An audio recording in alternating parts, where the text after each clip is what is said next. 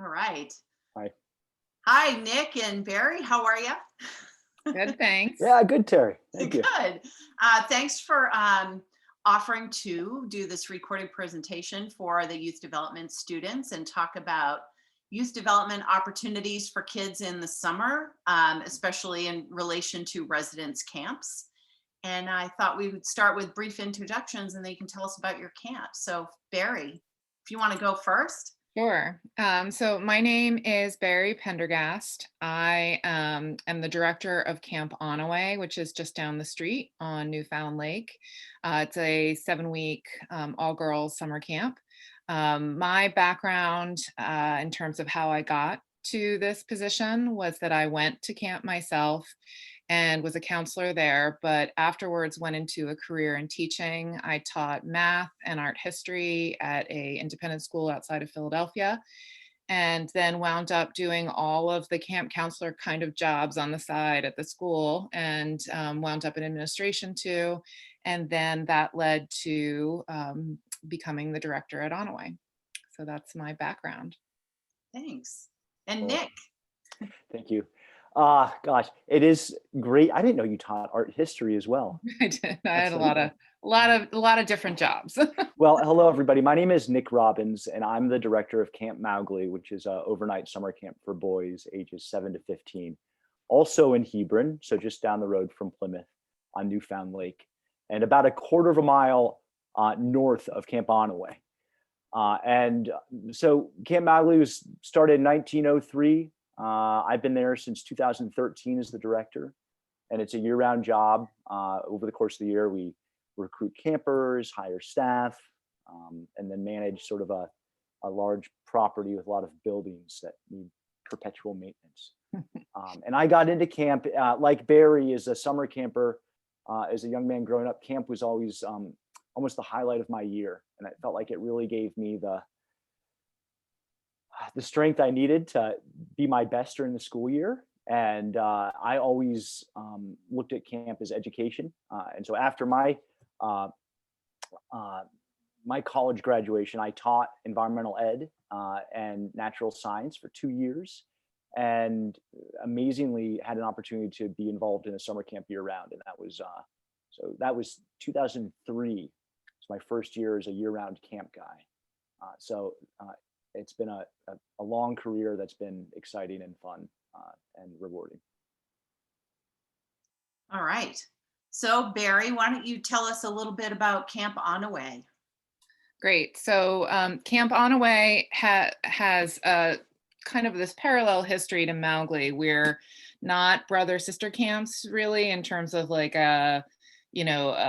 being part of the same organization, but we share a lot of the same families and some parallel history, which is something I always love. As Nick and I have gotten to know each other better. So Onaway is a nonprofit, which means we have a board of trustees. And that happened in the mid 60s. It used to be owned by a single individual. But during that time, in order to save the camp, really, a group of alumni got together and founded camp as a nonprofit. We're a 503c. And so in 1911, Mabel Hollister founded the Camp for Girls. It was a pretty intrepid group who used to come up and really just the mission was to get away out of the cities. A lot of the families were up maybe in the White Mountains and they needed a place where their kids could be. And Onaway was where the girls in the area went. And we really tried to stay true to our roots.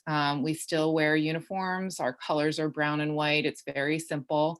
And we do traditional camp activities. The youngest camper we would have would be 8 years old, and the oldest is usually 15, sometimes 16.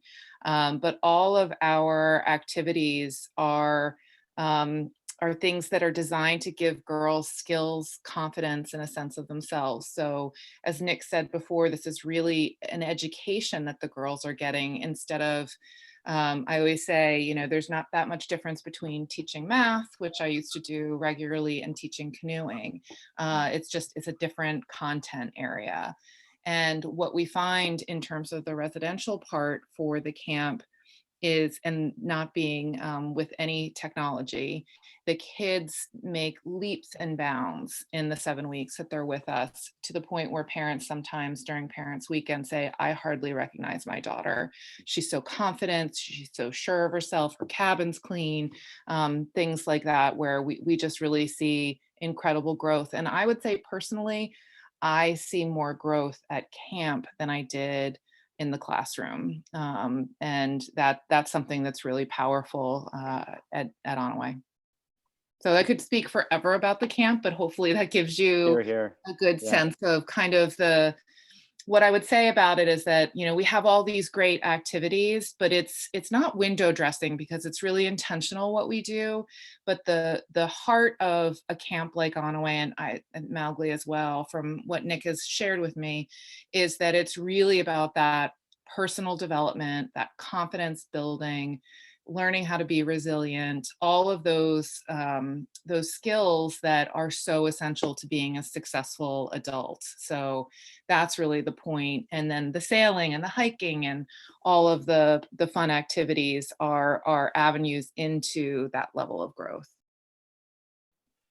Totally. I mean, so the way we talk about it as youth development professionals is you have the first level skill, which is maybe the sailing or the hiking or the tennis, and then the second level skill, which is the confidence, the persistence, the self awareness and social settings to be able to be in new environments and do so confidently and assuredly, right? Which are lifelong skills that people can take from camp and go anywhere with and apply. And really, so the start of Camp Mowgli is very similar to the start of Camp Onaway, where it was a female educator named Elizabeth Ford Holt who wanted to start a summer school with no academics that would focus on the important sort of personal and what we call soft skills of a character, of a individual.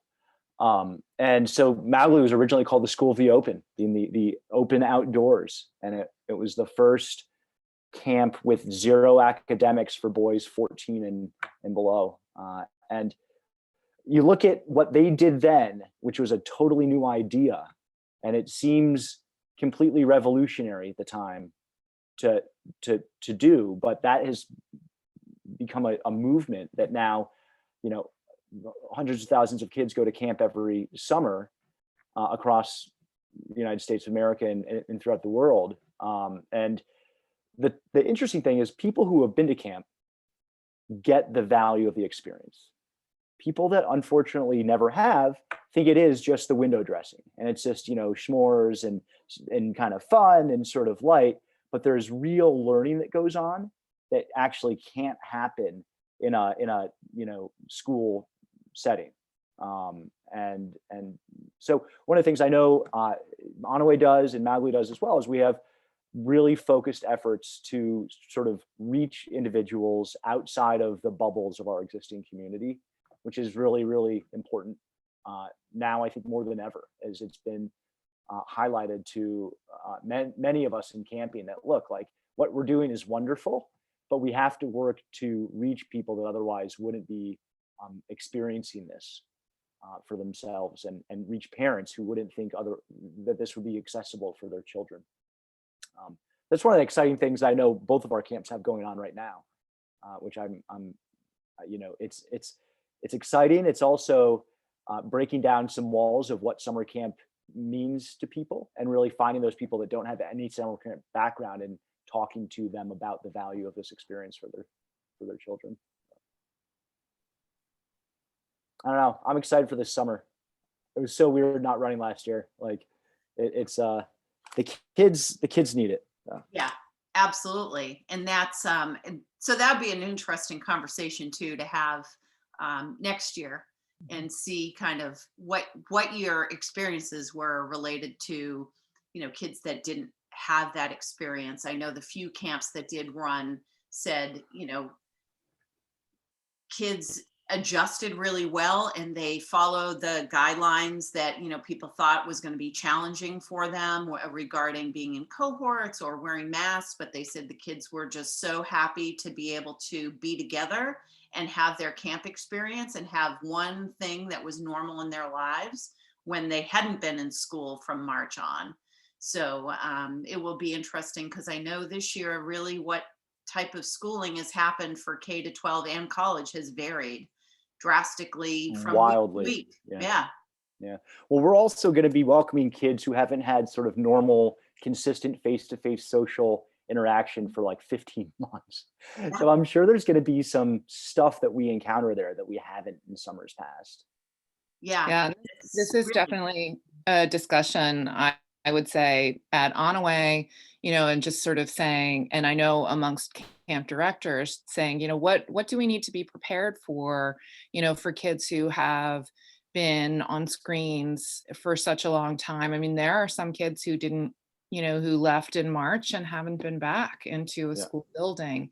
And I think it also raises some really interesting questions about education, where it's headed, what is possible, and what is good and what is not good for kids. And I think we're, you know, there's going to be a lot of fallout, I think, as things move back into some sense of normalcy for kids, especially kids who are already at risk, kids who have a different kind of profile or emotional challenges. You know, I think those are the kids that I think we've heard a lot about in the education world really being challenged. But personally, I think it's challenging for every child, to go through these experiences. So when they come back this summer, and we're really excited to have them all back, I think that the togetherness, the sense of belonging that they experience at camp, the inclusiveness, and the fresh air, frankly. I mean, I think that has been, you know, kids are already at a deficit in terms of being out in the natural world. And to be able to provide that, so much of our time is spent outside of buildings. And that is something the kids really, really need right now. So, and I think that piece, that the natural world, really lends itself to their growth. It's a key component in summer camp experiences, is to engage with the natural world. now I know I've had the advantage of having been at both of your camps. I was at Nick's when they in 2019 when they were actually in session, and then Barry, I got to see yours when unfortunately nobody was in session, and they're both pretty rustic, you know, Mhm. and I know that there's a wide variety throughout the state, but I think it's more typical of what we think of kind of outdoor cabins and no heat. And your bunks are very different than what Nick's are. So maybe you can kind of talk a little bit about how you group your kids together in those environments, right? They're obviously whatever cohort they're in as their, you know, who is in their bunk. Obviously, Barry, yours are, you'll explain, are different Yeah. than what Nick's are, but there it is a group of kids that are all in one area together. So how you do that and what those settings are like. Sure. I mean, if you're curious, I don't want to run the video right now because I think it'll glitch. But on our website, which is camponaway.org, there's a short 3-minute video, and you can see when one of the campers took some footage, and a drone goes up over the top. And essentially, for our cabins, it's a ring of tiny cabins which only holds 2 or 3 campers, and so they have just enough room for a cot, a dresser, their trunk at the foot of their bed, and some possessions. So this concept of simplicity goes through, you know, our architecture, our all of our values. It's very strong at Onaway. So they have this a roommate or two, and then they're about anywhere from 10 to 16 girls in a cabin group, all by age. And so they're either going to be 1 year off from each other, but not more. And that's where the girls sleep. That's where they spend a lot of their time together, making up skits for our evening program, really fun stuff like that. But they also in a typical summer would have different groups in terms of their activities, where, we go to from 7 groups to 6 groups, and that just keeps our schedule going pretty effortlessly. And then we also try to spend a lot of time in mixed age groups, and that I think will be our biggest challenge this summer, is losing, at least without the mask and social distance, but we try to have the girls eating in different age groups. So our youngest camper is learning and experiencing how to interact with some of our oldest campers, and it's all that teaching that happens, the kind of circle that keeps going as the older girls help the younger girls figure out like all the traditions, all the ways we do things. And then we have our evenings together, but that it's most appropriate, and I think every camp pretty much does age groups for their sleeping settings, but that's how we're organized for groups. Yeah, and that is similar for Mowgli. So Mowgli, as I mentioned before, starts at 7 years old, and the 7, 8, 9-year-olds are in what's called the Cub program, and the Cub program is its own little mini camp, and they have their own area. And we call it a dorm, which is a big, kind of like a cape-size house with windows all around with screens. It's very open air, but that we call it Cubland. And the Cubs have a program that ensures that they try all of our activities over the course of their time with us. So it's scheduled for them. And we do all sorts of stuff. I mean, everything down on the water, from sailing and canoeing and swimming and kayaking and tubing, fun, and fishing. But we also do archery and riflery and rock climbing and wood shop. And we introduced fencing a couple of years ago. And of course, boys love learning how to sword fight. And once a week we go hiking, and they do so with their age group. So the Cubs, that's their thing. And once the kids reach age 10, they're in what's called the pack. And the pack is broken up into 5 different age groups of roughly 20 kids, a division.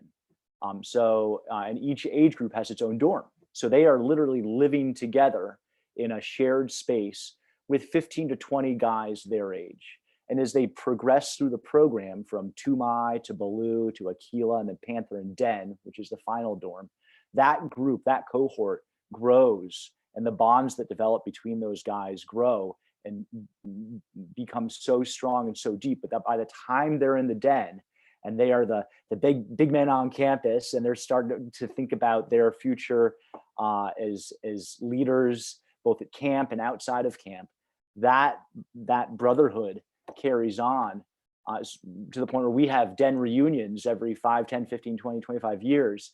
And like the summer before last, we had a 50-year den reunion, and 100% of the denites were there. And they, these guys traveled from like Texas and California, and they came, and it was like they were still 15 years old when they got together. Like one of them came up, was like, "Mr. Robbins, can we take out a canoe?" And I'm like, I'm in my 40s. These guys are way older than me. I'm like, okay, but put a life jacket on. It was awesome. But it's that sense of brotherhood and this idea of having a community that you belong to, puts their skin in the game in terms of rising to the high level and the high standards of behavior that we ask them to rise to. And it's really what when I say to the kids and the counselors is, Mowgli gives you the opportunity to rise to the occasion, right? We are hopefully providing good role modeling and good examples with our camp leaders and our staff and the director and everybody else.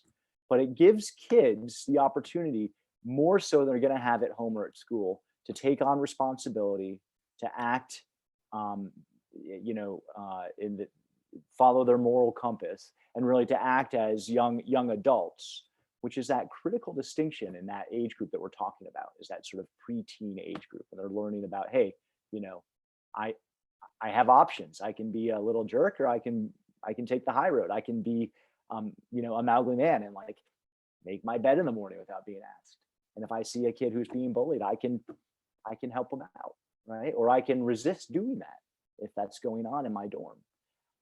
So, I think that one of the neat things about camp is they're all different in New Hampshire. So you have you go to Mowgli and you have these big, 20-person dorms, and then you go to Onaway and you have these little, beautiful but small little 2-person cabins, and they're wildly different. But the core sort of philosophy of community and being your best self is a common thread throughout camping as a whole, really.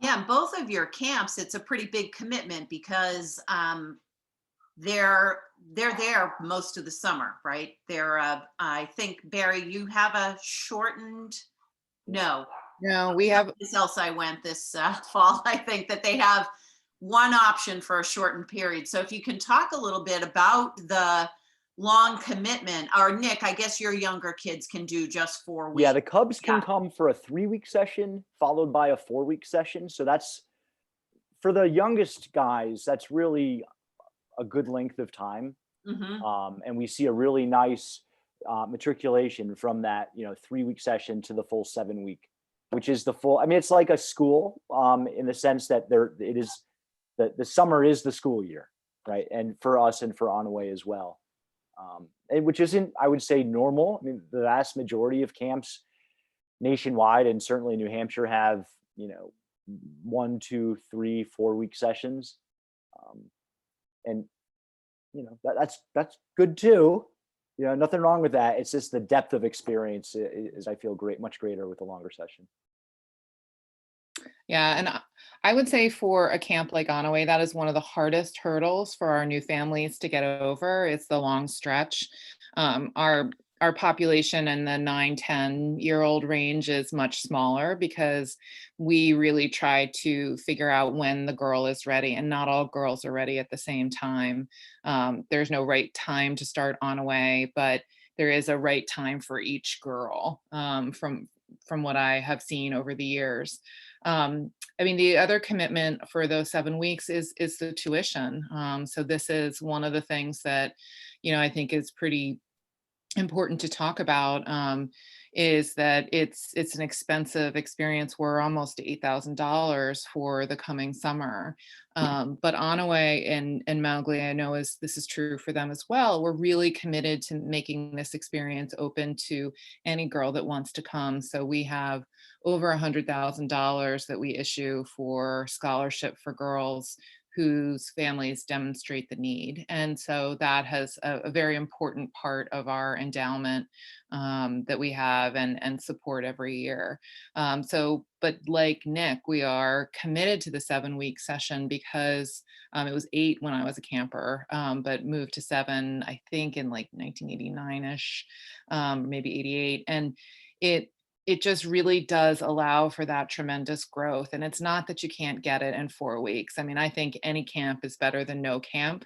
But I believe that, once our families have experienced that first summer, they don't hesitate when the girl falls in love with the camp, and just that 7 weeks is just the best time of their year. I mean, I have girls emailing me, the countdown clock is on their computer. They're, they just are saying, please, please, please open camp, like we can't go another summer. So, but it's a commitment, definitely.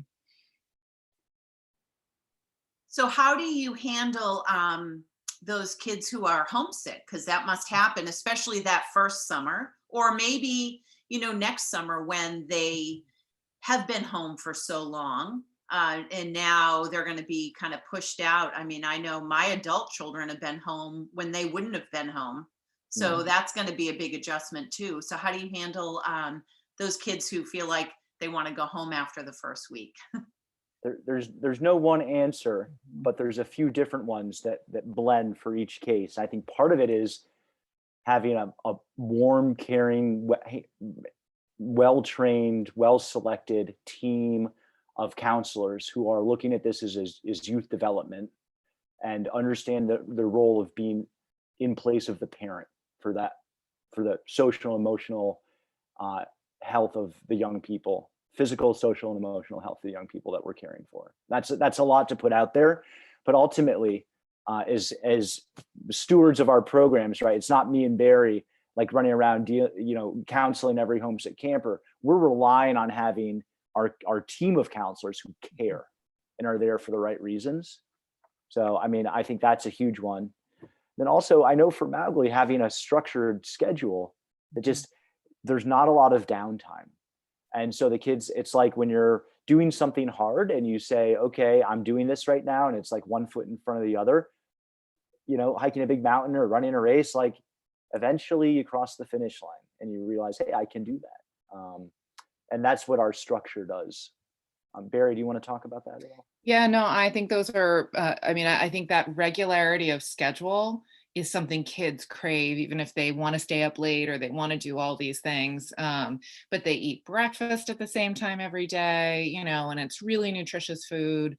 So, like, just kind of keeping those, you know, making sure they're eating well, sleeping well, and then the caring adults is key. So our counselors, almost all of our counselors have gone through the program, and they remember what it was like to be homesick. And some of them, you know, some of them were the worst homesick cases you could possibly imagine. And, you know, so they have techniques and tricks that they teach the girls.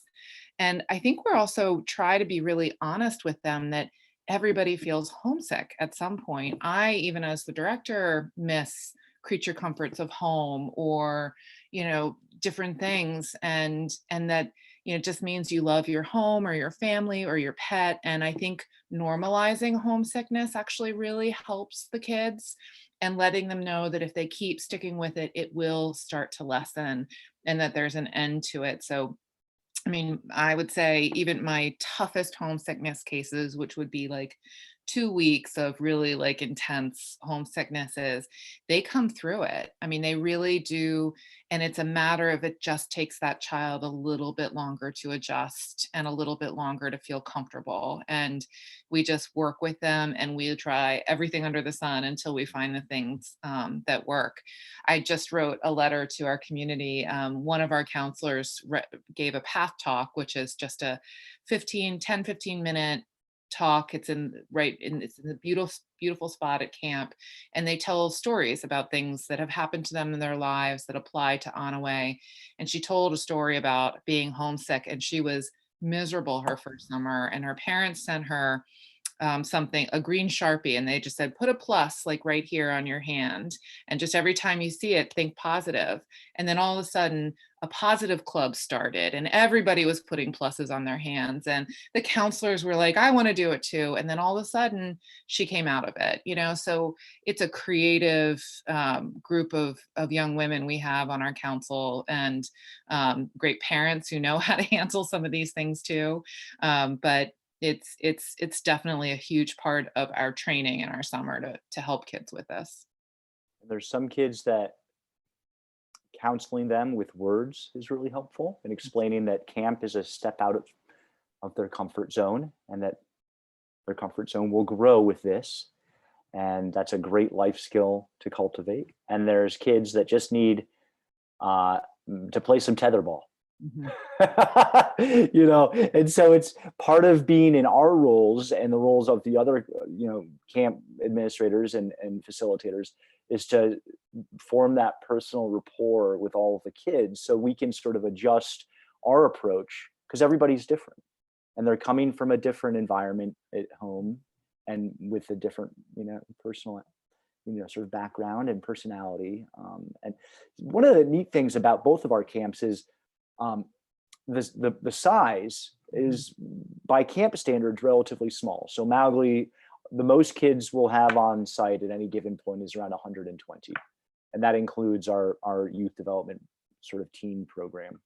And with that many kids over the course of, you know, multiple weeks, everybody is known, right? And I think I don't want to speak for you, but I know when as a young person growing up, there were definitely situations where, you know, I was just a number, right? And that doesn't feel very good.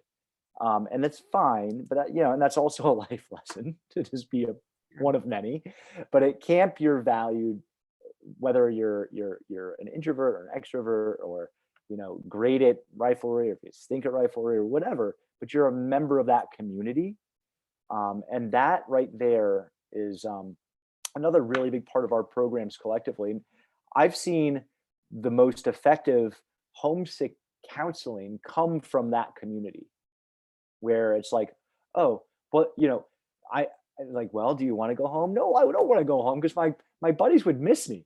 It's like, exactly, because we're all doing this together, right? We're a member of this community, and you're a valued member of this community. So that's a big, kind of trick for homesickness as well. But really, I wish at times over the course of summer that I had a counseling degree, because I I do a lot of pep talks to both campers and counselors because it's exhausting and draining and hard at times. You don't have a degree in counseling, but you have life experience in counseling, Nick. Oh my gosh. Yeah. Yeah, even supervising adults. I spend a lot of time, like, because you spend so much time with your staff and the kids, just helping them work through any challenges. And they're just Absolutely. different challenges at different ages and different responsibility levels. Yeah, it's definitely a thing that, especially for people going into education and youth development and not any other field, that they're probably going to need those empathy skills and those social emotional skills, which obviously are great places, things that we really need to make sure kids are learning at such a young age. Yeah. And these are obviously great environments for that, with a little less pressure. And one of the things that I really like too about both of your camps, and maybe you've mentioned the uniforms. And kind of how you came to that. And Barry's, your camp kind of looks like they're all in the brownies. Yeah, I know. They do. I mean, it's amazing. Like if you look over the history of the photos of the uniforms, they're amazing. What the girls used to wear. One of my favorites is when they were wearing bloomers and like blouses and a tie. And I didn't really understand that bloomers were sort of a revolutionary uniform because women weren't wearing them, and it was very intentional to have that. And we just changed our uniform for the summer, which is going to be a super big deal, but we're finally out of that traditional older uniform, but it's just a white t-shirt with Onaway on it and brown shorts. And what the girls say is that, it's really a leveling of the playing field. You're not looking at who's got what brand of clothing, and it contributes to that sense of belonging. Where they might look at each other's sneakers or something that's in their hair or something, but the girls don't have that hierarchy of the haves and have-nots at camp in the same way. And I think that Onaway will always have a uniform based on, it'll change the way that it looks, but I can't imagine us going back to everybody wears whatever they want. Yeah. Camp is a very intentional environment, right? Everything is the way it is, not by chance, and the uniforms are no exception, right? And so, as Barry mentioned, both of our camps award relatively, compared to our budgets, relatively substantial amounts of financial aid and scholarship, need-based scholarship annually, and that's a great honor. And we have families that are very affluent, and we have families that are living, at or below the poverty line.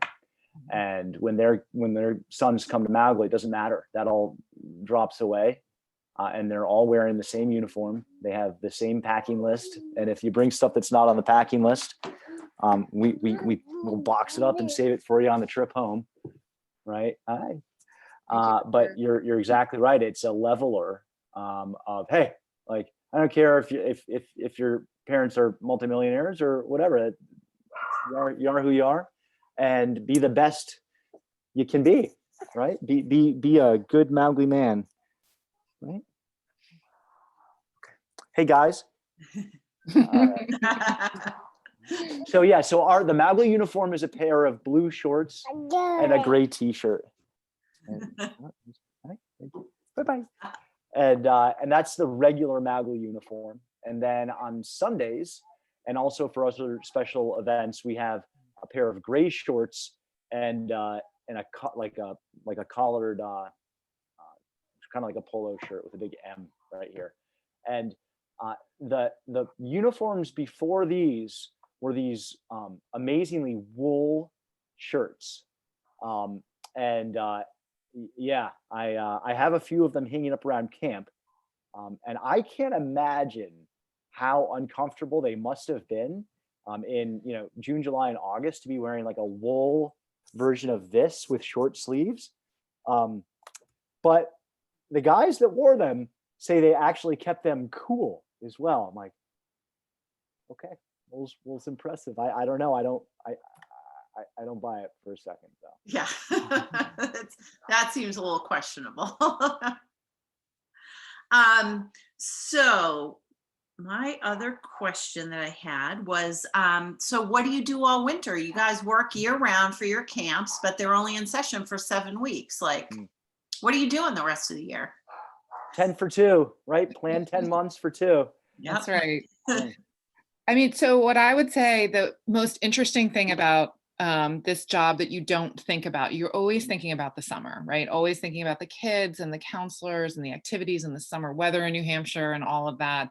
But running a camp is like running a small business. And so we have 4 full-time staff, and our assistant director is part-time throughout the year.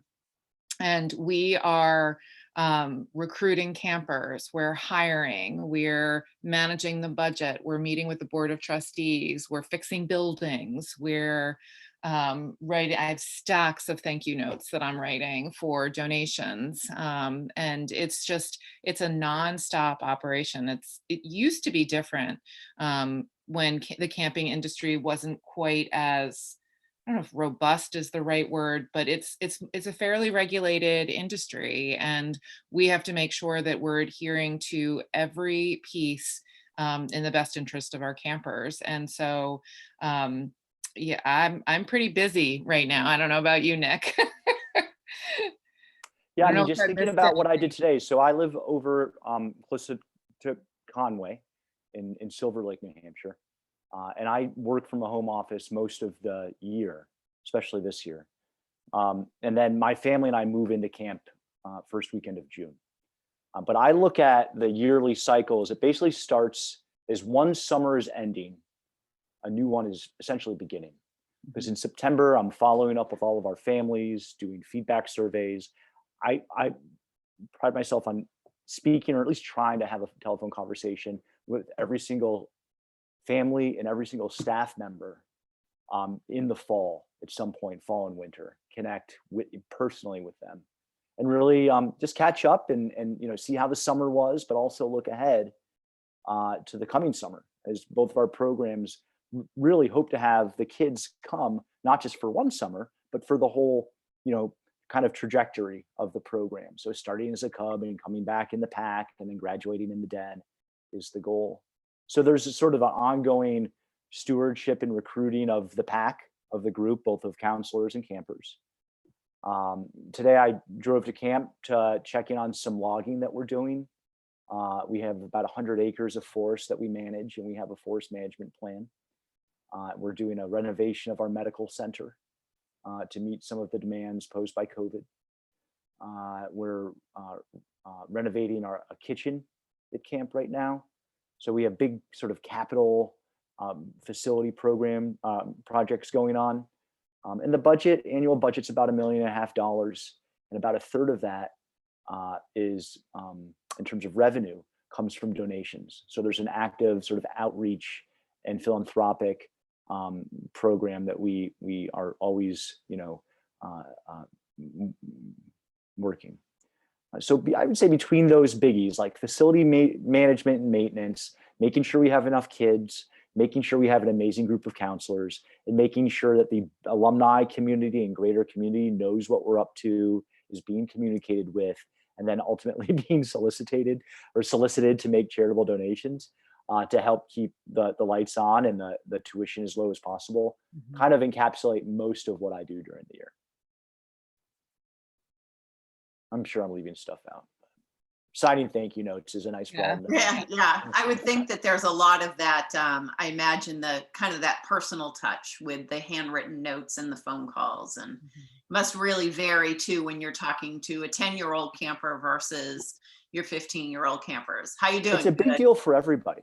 I mean, I think, the decision to send your child to a camp is monumental. You're trusting other people, many of whom you'll never meet, with the health and safety and well-being of your child. That's massive.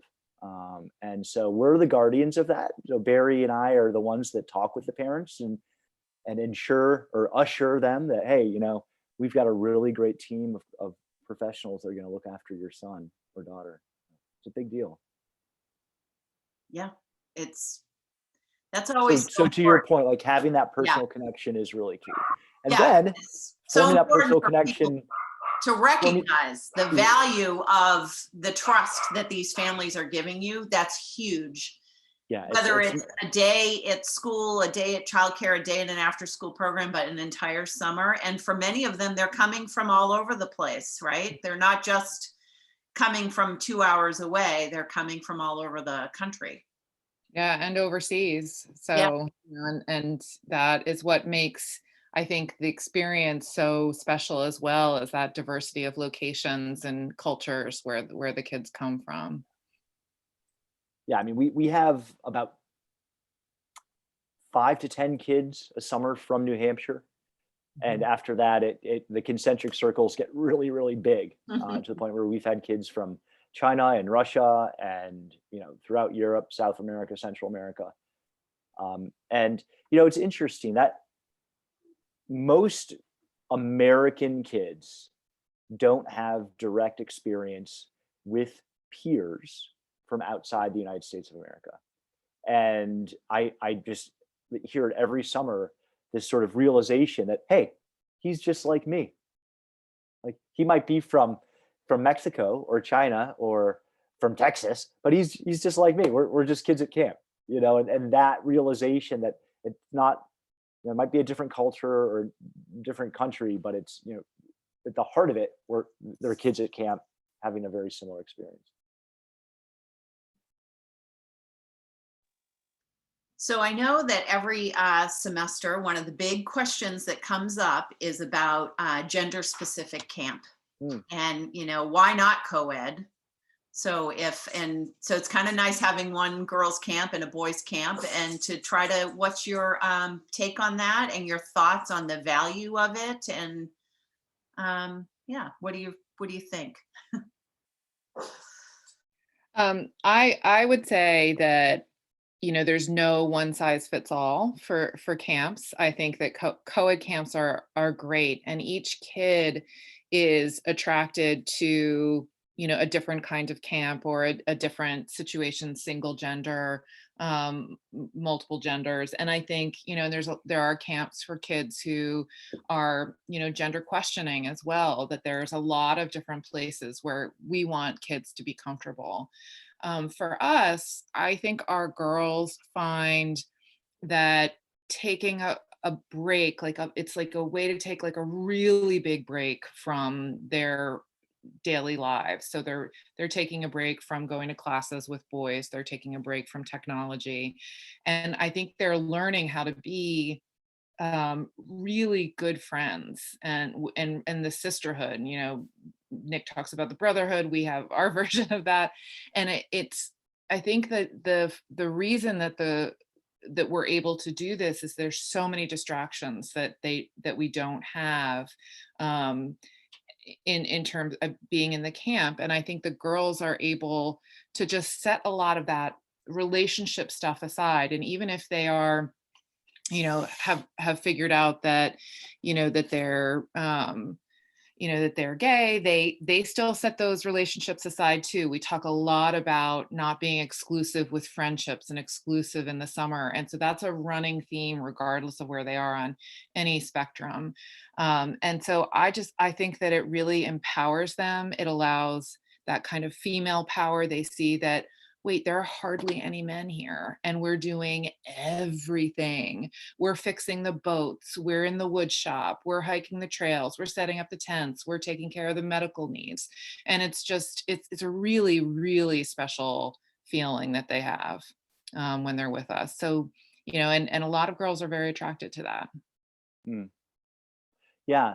So it is interesting. It's a great question. Um, so at Mowgli, we are a boys camp. We do have a number of female staff members, both as counselors and also in the leadership team. And so the goal, like the mission of Mowgli, is to develop integrity, resilience, leadership, and empathy, right? And sort of attain this idea of a Mowgli man that is a really nice person who can help the world be a better place. And I think a big part of that is for young men understanding what it means to be a guy and to have really positive male role models.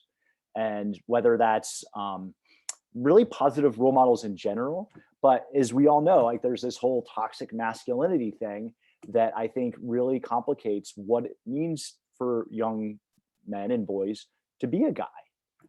And so being in an all male environment where they have really good role models to look up to, who are nice and empathetic and confident and can teach all sorts of neat things. And at the end of the day, you know, be, you know, nice and friendly are just critical human skills that we feel, and I know Mrs. Holt, the founder of the camp, felt were sorely sort of missing in sort of popular culture. So I think camp gives that environment for learning. As I said, it sets the stage or gives the kids the opportunity to rise to the occasion. Now we have an inclusion statement that if a young person identified as male and was their birth gender was female, that individual could come to Camp Mowgli. And so really what we're talking about here is just providing an environment where people who identify as male can come as children and learn ways to sort of approach life in a positive way that'll help them live lives of meaning and purpose. So. Long-winded answer, but complicated subject. And also, you know, I think in this era, you know, the role of single gender schools in, you know, in the elementary level and especially, that is shown to help with academic development, both for boys and girls. And camp is, you know, it's an educational environment. So. Yeah, thanks. I think, yeah, it's a thing that a lot of students ask about, and I think generational too, their perspective is very different than maybe our perspectives were. You know, I know when I went to college, there was an all girls dorm. I don't know how many co-ed colleges have that anymore, but I opted for the all girls dorm, you know, and that's not, you know, I think that's a little less common these days. And there's more mixing of genders, and it does give people that opportunity to really kind of relax at a different level. And I think especially in an all girls environment, to see that yes, we're doing everything here, it really strips away some of those gender roles that some people might be still have some preconceptions about. Yeah, That's actually, okay, please go ahead. Oh, sorry, Nick. But I think that even though things have changed, and I see it with the counselors, and they teach me so much in terms of like their perspective, there are still these societal, like Nick was talking about, messaging on whether it's Instagram or I don't even know what the, you know, TikTok or wherever we're seeing things now, like about what being a woman is, or a girl, or you know, any of these things. And that when you come together in a group that is saying, you know, we are sort of female focused here. So if you're here, you're female focused as a participant, that, it really helps them see that there is no one way to be female. There is no one way to present yourself to the world. And I think that is really freeing for our girls. I cut you off, Nick. Sorry. No, well, there is I think a subtle difference there where, it's wonderful for young women to see women at Onaway, hauling bags of garbage and clearing brush and doing sort of things that might be considered traditionally sort of masculine to do. And on the flip side, one of the things that we've done at Mowgli is I've brought in more female staff than we've ever had before, because I think it's essential for young men to see women in leadership roles doing just as good, if not better, just based on who they are, a job as guys who have done that job before, right? So we've had a woman named Kate Burgess, who is a PSU student, started as a trip leader, and she came back as our trip master for 2 consecutive summers, which is like a legendary role because you're managing a whole, wilderness tripping program. And, it's been, and for that, like, made waves in the alumni community. Like, well, how can you have a female trip master? And it's like, because she's awesome, right? Duh. I mean, hello. But for young guys to see that and go, it doesn't matter if she's a girl, she's doing a great job, is, I think, for our guys, a hugely sort of stereotype shattering experience that we're in the position to give. Yeah. And we, it's interesting. We do have males at Onaway, and I think it's pretty cool for the girls to see like men who want to be at a female institution, like that there's just so many different ways to think about this question. And I think that ultimately, this has been the right fit for me in my leadership role. But I do really, I know great co-ed camps. So I think, and they find a way to do both, I would say, like they have, are able to kind of capture some of that in their living situation. But yeah, I think it's really about the kids and what they want in the summer ultimately. All right. Well, so now I think to wrap up, it would be good to hear, especially since we've got a bunch of future educators who are watching, what you look for in a staff person and kind of what your hiring process is and what that looks like and what types of backgrounds and experiences maybe you've found helpful for people working in a camp environment. Go for it. Yeah, me first. Yeah, okay. go. So I'm ultimately, I think I'm looking for counselors. If I specifically talk about counselors to kind of narrow it down, young women who are, and men as well, who are really confident in who they are, have demonstrated reliability, leadership, compassion, empathy in other places where they have been community members. And so, they all come with some level of skill set, like they can teach sailing or they can do ceramics or something like that. And so I have to fill those buckets over the course of the summer. But, in my reference check and in my conversations with the counselors, so we have an application, and a whole process that we go through. I'm really looking for people who are going to inspire the girls to be better people. And that takes a level of confidence in of yourself and a trueness to yourself at age 19 and 20, where you're role modeling that. You're showing them that it's okay to be yourself, because then the kids are going to do that.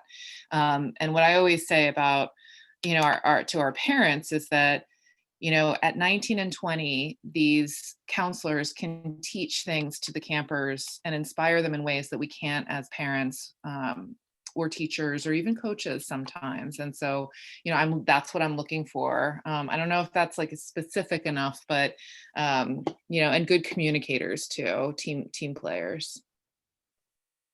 Yeah, I'm ditto to all of that. My biggest